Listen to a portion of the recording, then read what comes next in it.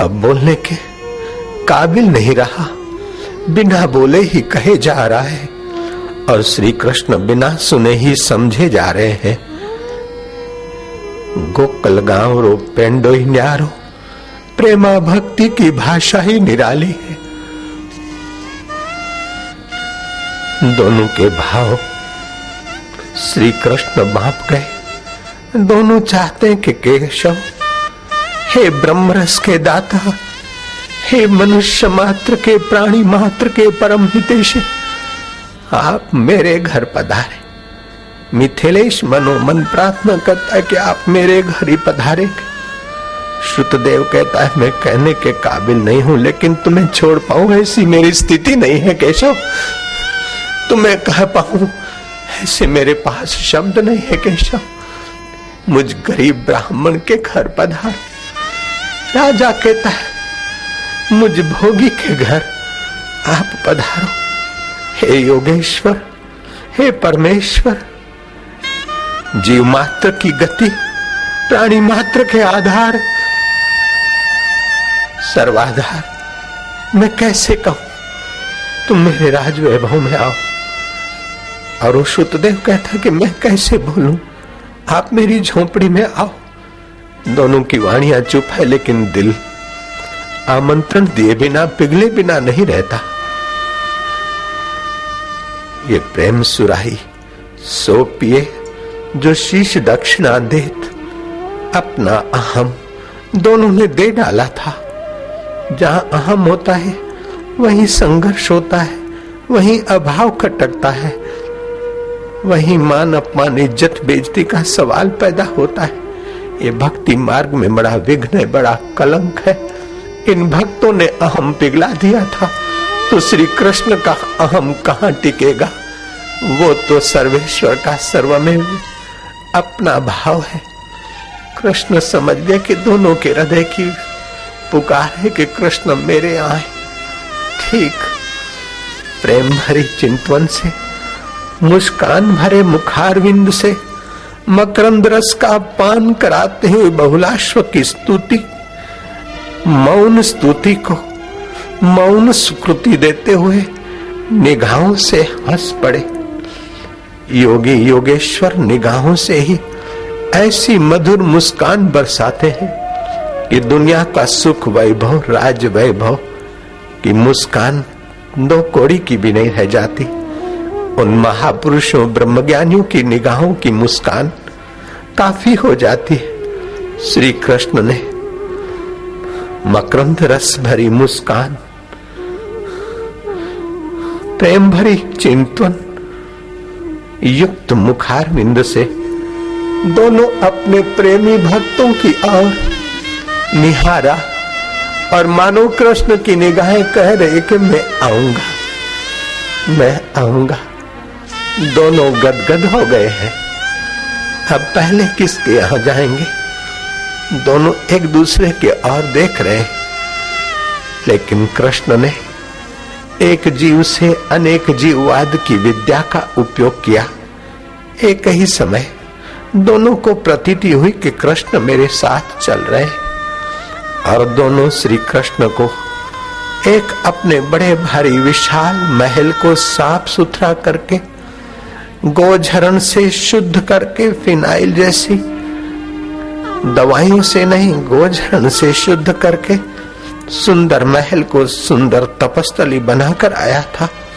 तो दूसरा अपनी पर्ण कुटीर को इसी ढंग से सजा कर आया था जैसे शबरी श्री राम के लिए रोज सजाती और बाट निहारती, ऐसे ही वो अपने पर्ण कुटीर को सजा कर आया था।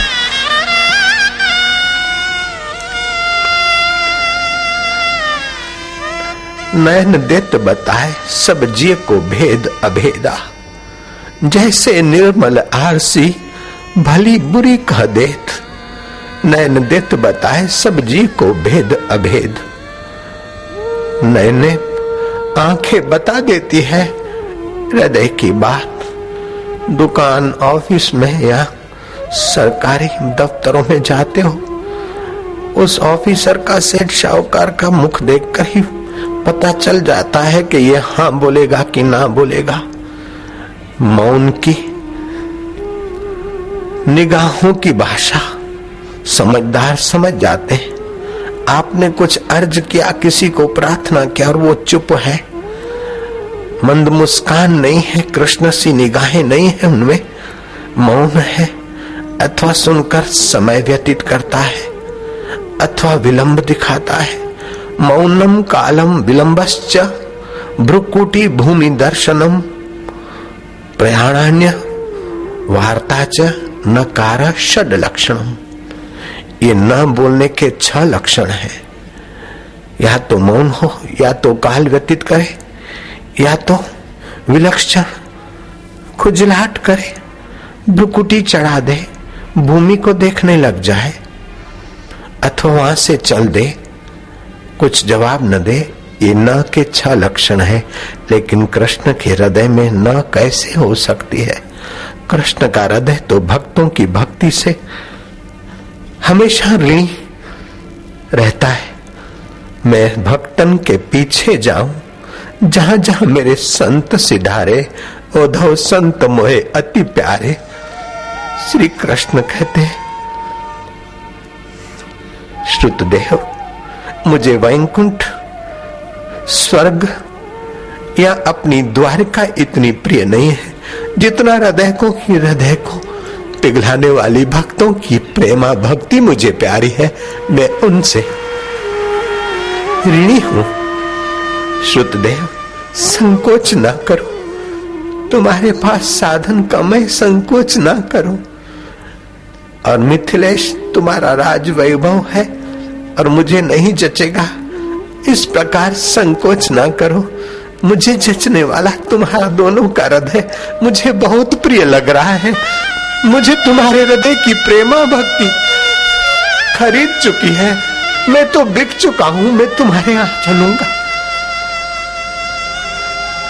श्रुतदेव को श्री कृष्ण कह रहे, मैं तुम्हारे साथ चलता हूं। और मिथिलेश की तरफ निगाह डालते हुए कृष्ण कहते, मैं तेरे साथ चलता हूं। और कृष्ण ने, जैसे आप सपने में एक से अनेक बन जाते हैं, ऐसे कृष्ण ने अपनी माया के प्रभाव से दोनों के साथ यात्रा की। दोनों अपने अपने ठिकाने कृष्ण को ले गए हैं। कृष्ण 2 ही ठिकाने नहीं, हर दिल के ठिकाने में पहुंचने में या प्रकट होने में सक्षम है। कर्षति आकर्षति थी कृष्ण, जो कर्षित कर दे, आकर्षित कर दे, वो आत्मदेव, वो तुम्हारा कृष्ण कहीं भी किसी भी रूप में कहीं भी प्रकट हो सकता है। तो 2 भक्तों के पास एक साथ जाए, कोई बड़ी बात नहीं उसके लिए। जहां दृढ़ संकल्प होता है वहां तन प्रतीत हो जाता है। ये योग विद्या का सामर्थ्य श्री कृष्ण के चरणों में हमेशा नाचता है। राजा मिथिलवंशी राजा बहुलाश्व ने श्री कृष्ण को ऊंचे आसन पर और उनके साथ ही अत्रि, आरुणि, बृहस्पति, वेदव्यास, परशुराम, वामदेव, नारद, मैत्रेय ऋषि, च्यवन ऋषि आदि सभी ऋषियों को पवित्र आसनों पर बिठाया। श्री कृष्ण ने कहा कि राजा बहुलाश्व, ये ऋषि मुनि अपनी चरण रज से भूमंडल को पावन करते हैं और मेरी भक्ति का दान देने वाले ये दाता है, मैं इनका ऋणी हूं। पहले इनका पूजन करो, इनके पूजन से मेरा पूजन हो जाता है। इनका सम्मान करो, इनके सम्मान से मुझ विश्व आत्मा का सम्मान हो जाता है। भागवत के 10वें स्कंद का 86वां अध्याय का 52वां श्लोक के आधार पर यह कथा तुमको सुनाए जा रहा हूं। श्री कृष्ण कहते हैं, देवा क्षेत्राणि तीर्थाणि दर्शन